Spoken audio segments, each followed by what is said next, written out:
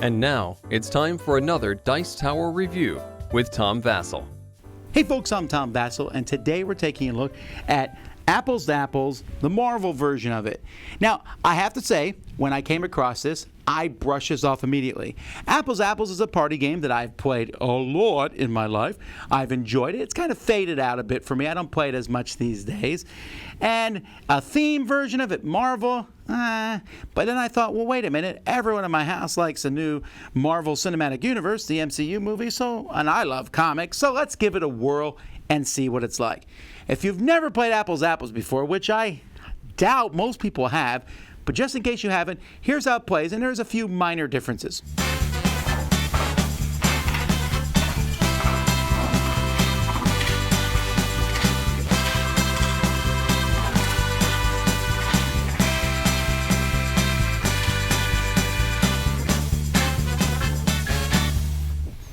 This game comes with 100 green apple cards and quite a few of the red apple cards. Each player is going to get 6 of them. By the way, there's 278 of these. Each player is going to get 6 of these red apple cards drawn into your hand. And these cards are going to be all sorts of things that are found in Marvel Comics. So I might have Gamora, an elemental blaster, the moon, blowing up a planet, breathing underwater, and Iron Man. And it gives you some text about the different things below it, or here, just nice view. One person is going to be the judge first. They're going to draw a green card. And this green card is going to have 2 different words on it. So here's creepy and squeaky clean. So maybe they'll pick creepy. And then each other player, so let's say there's 5 other players in the game, are going to throw an apple card. They're going to be shuffled, and then you'll reveal them. So is Venom creepy? Or maybe Ant-Man is creepy. And Asgard is creepy, the Wasp, or fighting ninjas. Now, at this point, players can make a case for cards. You can make a case for someone else's card. That's perfectly fine. I might say, well, Venom's obviously the creepiest. I might argue, no, Ant-Man's creepy because he can sneak around and be watching you, and you'll never know it. Well, Wasp is the same thing, but she flies around. Come on, ninjas are creepy. I don't know how Asgard's creepy. The judge will pick one, and that person will get the green card.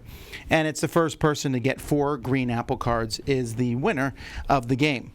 Now, there are 5 green cards that say Thanos snaps. When this happens, everybody who's playing must discard half their hand, 3 of the cards, and you're going to pick one of your cards from the remaining 3 cards. When that round's over, you'll draw back up to 6 cards, and you always draw back up to 6 cards. There's also a couple variants you can play where you have to play the red apple cards as fast as you can, and whoever's the last person doesn't get to play their red apple card. Or you can play when Thanos snaps, you put it in front of somebody and that person can't play that round. They're effectively taking them out for 1 round.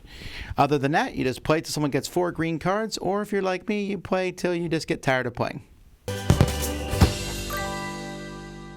The box is a thin box with a nice card tray in it, though. It actually holds all the cards very well.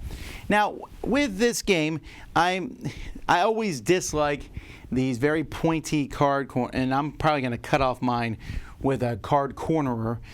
So there's that. But you have all kinds of things, like eating a bowl of tentacles, Sandman. We have Screaming. So you can see you'll have things that are very specifically Marvel, like the multiverse and Lockjaw and Enchantress. And some of these you may know if you watch the MCU, but you probably never heard of Stiltman or Deathlock or Throg. So there's those kind of things that are in here. But there's also things like Nightmare. Well, everyone knows what a nightmare is, or the common cold, or falling, or eye patch, or thunderclap. Well, that might be specific to Hulk. Or getting a tattoo, or study groups. And these are things, and they use art from the comic books themselves, but there are also some common things. So you have all that, but then you also have warping reality, which you're not going to find in a normal game, or Ms. Marvel, or the Hellfire chain.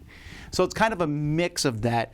And I also really like the fact that the green cards have 2 words on them, so I can pick scratchy or psychotic, unstoppable or innocent, lazy or enjoyable. And I like that. That's just a nice change of pace. So I'm really happy with the components, especially the fact that they have pictures on them. I enjoy that a lot. My only problem is the fact that the corners here are easy to nick. I wish they were rounded.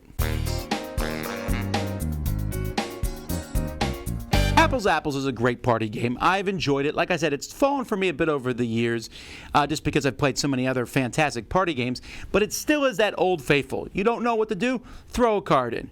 We're all playing the game at our family. My wife does not know much about the Marvel Cinematic Universe at all, or the Marvel Comic Universe. She wins the game. Why does she win the game? Because she plays the right card at the right time.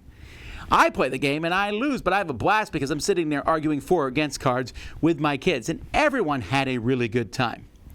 Now, the Thanos Snap cards are great. You say they don't sound great. They make you go pick between 3 instead of 6. But if you have those cards in your hand and you're like, I'm never going to play this card, that happens to everyone in Apples to Apples. When one of those shows up, it's a way to blow off half your hand and get new cards to take its place. I really like that. It's a nice addition to the game.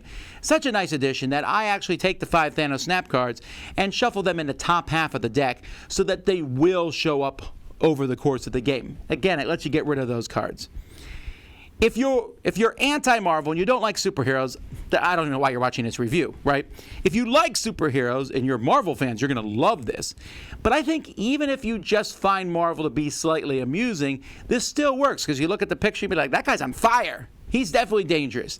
There's some of that. Nerdy Marvel people can argue all the way up, but at the end of the day, is a study group nicer than Dormammu? Well, obviously the study group is, or maybe a Nightmare and Dormammu. Which one is worse? Which one is more scary? That sort of thing is fun. I think this steps outside. I think the pictures elevate it.